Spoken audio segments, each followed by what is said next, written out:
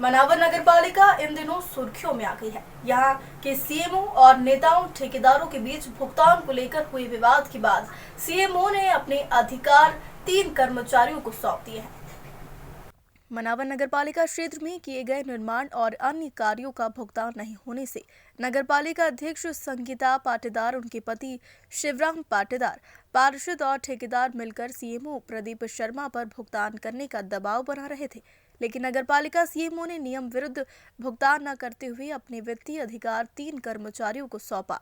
CM Pradeep Sharma ने नगरपालिका अधिनियम 1961 की धारा 92(2) में शामिल शक्तियों का उपयोग करते हुए अधिकारी कर्मचारियों को कार्यों का भुगतान करने का अधिकार दिया है।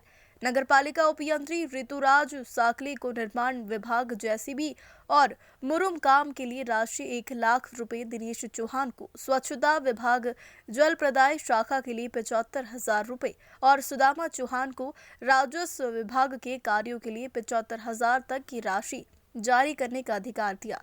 नगरपालिका सीएमओ प्रदीप शर्मा का कहना है कि नगर निगम में काम करने वाले ठेकेदारों नेताओं से भुगतान को लेकर विवाद चल रहा है। उनका कहना है कि काम ठीक से नहीं हुए और न ही भुगतान किए जाने वाले कार्य की कागजी कार्रवाई पूरी की गई है। बावजूद इसके भुगतान का दबाव बनाया जा रहा है, जिसके चलते उन्होंने अपने अधिकारों का उपयोग करते हुए बीच का रास्ता निकाला। अब नगरपालिका क्षेत्र में विकास कार्य भी हो सकेंगे और उनका भुगतान भी हो सकेगा। वहीं इस मामले में नगरपालिका अध्यक्ष संगीता पाटीदार, उनके पति शिवराम पाटीदार सहित अन्य कोई पार्षद और ठेकेदार मीडिया के सामने कुछ भी बोलने से बच रहे हैं। ग्लोबल इंडिया टीवी पर दिनेश पटेल की रिपोर्ट। सर जी, अध्यक्ष उपाध्यक्ष पतियों द्वारा किस तरह से दबाव बनाया जा रहा है, उसको लेकर आपने क्या आदेश जारी किए हैं? नहीं, देखिए, ये 11 तारीख की घटना है जिसमें ये था कि ठेकेदार जो ऑफलाइन काम किए गए यहाँ, जो बिना टेंडर जारी किए काम किए गए, उनके भुगतान लगभग जो 1 करोड़ का है, 100 काम वो बता रहे हैं उनके हिसाब से, उसका भुगतान का दबाव बनाया जा रहा था कि उनका भुगतान होना चाहिए और मैं रोक रहा हूँ उसको। इस संबंध में अध्यक्ष उपाध्यक्ष, उनके पति और ठेकेदार यहाँ आए और जो परिषद हाल है उसके कैमरे को किसी ने बंद किया वहाँ और वहाँ बुलाया जा रहा था। कुछ लोगों ने बताया कि वो मारने का उनका उद्देश्य था। तो उसी संबंध में मैंने एक आदेश पारित किया। मैं भी नहीं विवाद चाहता, यहाँ आए दिन इस तरह के विवाद, कई बार दबाव बनाया जाता है। यहाँ एक कर्मचारी को इतना मारा गया सिर्फ इसलिए क्योंकि बायोमेट्रिक मशीन लगाई गई थी, तो उसकी हत्या का तक प्रयास किया गया, जो 1 महीने तक बिस्तर पे रहा है।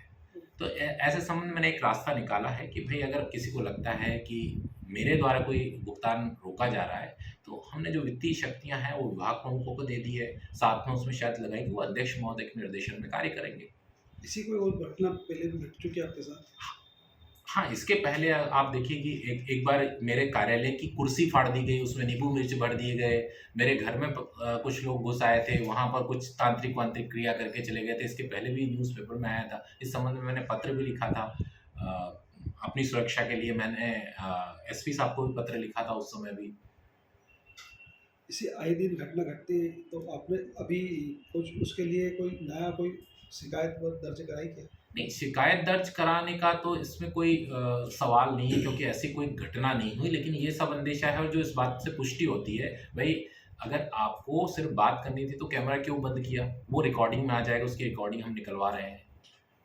और अगर कोई घटना होती है तो ये तो सभी के लिए एक शासकीय कर्मी अपना जो दायित्व है वो नियमानुसार निर्वाह कर रहा है। अगर आपको लगता है कुछ गलत किया तो उसके ऊपर अधिकारी हैं, उसकी शिकायत की जा सकती है। अगर गलत तरीके से कोई फाइल रोकी गई, मैंने तो उसका समाधान निकाला है कि अगर सभी को ऐसा लगता है कि मैं भुगतान रोक रहा हूँ, तो मैंने वित्तीय अधिकार जो मुझे शक्तियाँ दी हैं, उनके अंतर्गत जितनी शक्ति थी उनमें से कुछ शक्तियाँ मैंने वित्तीय भी प्रत्यायोजित कर दी है। वो सीधा भी काम कर सकते हैं, वो सीधे भुगतान कर सकते हैं आप।